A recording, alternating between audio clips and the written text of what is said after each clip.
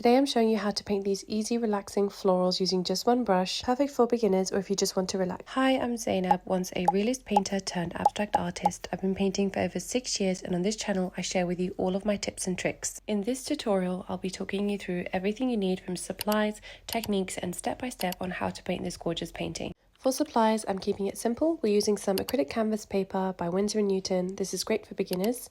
A jar of water, a towel rag, a flat brush, which is the only brush we'll be using for the whole painting, a paper palette, and these are the colours I'll be using today. Starting off, I'm grabbing some quinacridone magenta and some of my white, and I'm going to hold my brush at an angle and push down and very quickly lift it up. This is to give us a simple petal shape. Now you can create different looking flowers depending on where you put the petals. So as you can see, sometimes I put them next to each other or I cluster them really close together to give you more of a fuller flower. Now your first few flowers might look a bit wobbly and wonky, and this is absolutely normal because your hand needs to kind of get comfortable holding the brush and working at a quicker pace. And you also want to use your wrist and slightly adjust it each time you're painting the petals so that they come at different angles and they look more varied in their size and shape. You don't want them to look very uniform and very put together. This is going to look more cartoony instead of more loose and expressive. Also, if you enjoy these kind of painting videos and want to learn more how to paint loose and freely with acrylic paintings, please hit the subscribe button because I do share videos every single week. So sometimes I'm just doing one little petal and I kind of just leave it there, and then sometimes I'm doing 2 or 3 or 5. Because we're just using one brush, it's really important to consider how much petals you're using for each flower and also how much pressure you're applying. So as you can see, some are more thinner and loose and some are more thicker and dense, and that's when I push down on my brush more, I get a more thicker petal, and when I keep it lighter, I get a more thinner petal like here. I've mixed some of the cadmium yellow with some of the quinacridone magenta and some of the white to give me a light orange color. So a different style of flower that I'm doing with the orange is I'm kind of stacking the petals in a zigzag upwards motion. So I'm kind of just turning my brush slightly to the left and slightly to the right, and I'm moving upwards each time as I paint it, and this gives you kind of this long looking flower, kind of like a lavender shape if you will, and it looks really pretty and adds some variety to our painting. When you are just using one brush, you want to consider different shapes, different sizes. This is going to make the painting look really nice, and it ties the painting as a whole because there is more interest to it because of the variety of petals and colors. So I'm also doing the same as I did with the pink, and sometimes I'm just doing one little petal and sometimes I'm stacking them slightly together. This is kind of doing a more longer looking floral or leaf as well. This is a very therapeutic way to paint flowers because it's so nice to not have to switch between brushes, and you kind of just dipping your hand into the paint, dipping your brush into the paint and kind of just playing around. Sometimes I'm adding a little bit of white to the colors and not really mixing everything all the way through. Now I'm taking some of the Prussian blue and I'm going to blend that in with some of the cadmium yellow to give me a green color. Remember, we're not aiming for perfect looking petals and shapes. We want this to look very loose and expressive. So the impression is that it looks like a flower. If your florals look a little bit different from mine, that's absolutely okay. The great thing about painting loosely is that every single time you paint it, it's going to look slightly different. And also the more you paint it, the more comfortable you're going to get with holding the brush. For right now, I'm holding it with a very, very light hand.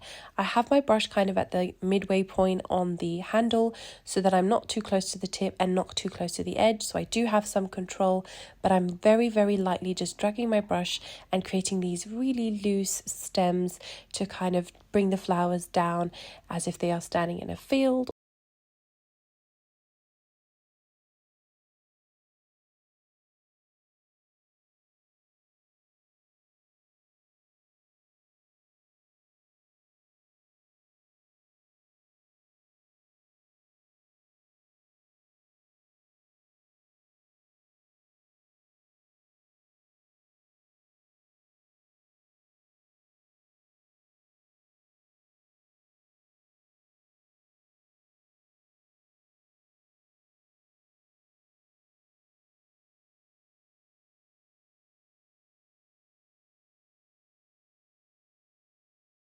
And to make some leaves, I'm just pushing down more with my brush in a upwards motion, and I'm putting pressure down and then lifting up so I get that nice pointed finish with it.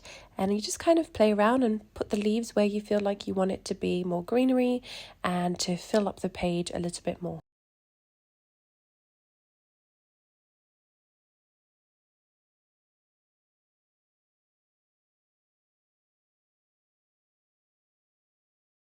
Now I'm painting shorter and thicker leaves, so I'm applying a lot of pressure and then quickly lifting up faster than with the more elongated leaves that I did in the beginning. And this is just to add again some more variety to the painting and just to tie it all together, because leaves do come in all different kinds of shapes. Don't forget to play around with your colour. If you're going to add more yellow to the Prussian blue, you're going to get this kind of more vibrant and yellow green. If you add more Prussian blue to your yellow, you're going to get a deeper, more darker green. So you want to put different shades of green in there, as we did with the pink and the orange, because leaves don't come in one colour. They are all different kinds of colours as well. And what makes a painting look really nice is when we take time to think about the colour that we're implying in there, and a variety of colour will always look better than a flat and just one colour style of painting. Now, using the green I have left on my palette, I'm kind of doing some leaves flying in the air as if the wind is blowing them away. So I'm going with some of the yellow and a little bit of the green left, and I'm doing these very short strokes. You can kind of make them square, or you can also hold the brush at a vertical angle and get more of a leaf shape. Try not to mix your colours. So when you pick up some of the yellow and then you go into some of your green mix, don't blend them together. You kind of want there to be different shades on your brush so you get these multicolored strokes. As you can see, some of the leaves have this ombre effect where it's a light yellow to a darker shade of green. This is such a beautiful way to paint flowers, because they tend to usually have an area where it's more lighter and then also a part of the leaf where it'll be more darker. And it's the same thing for the petals as well. If you want to just pick up color with your brush directly without mixing it, you're still going to get a really, really beautiful looking painting. And now I just mix some of the quinacridone magenta into the yellow, and I'm kind of going with these super thin strokes that are more vertical, but I'm slightly turning my wrist so that they come at different angles as well, so they're not all facing the same direction. And I'm kind of just filling up the page. Honestly, this is very loose. Feel free to add as much or as little strokes as you want. If you want it to be more minimalistic, then you want to do less. If you want it to be more full and more colourful, you can add more colours into this as well.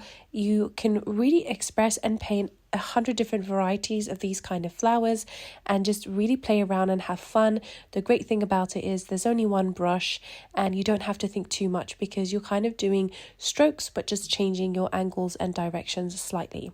To finish off, I'm finishing with a little bit of sprinkle. I love to finish flowers with some splashes and sprinkles because I just think it adds a little bit more fun to the painting.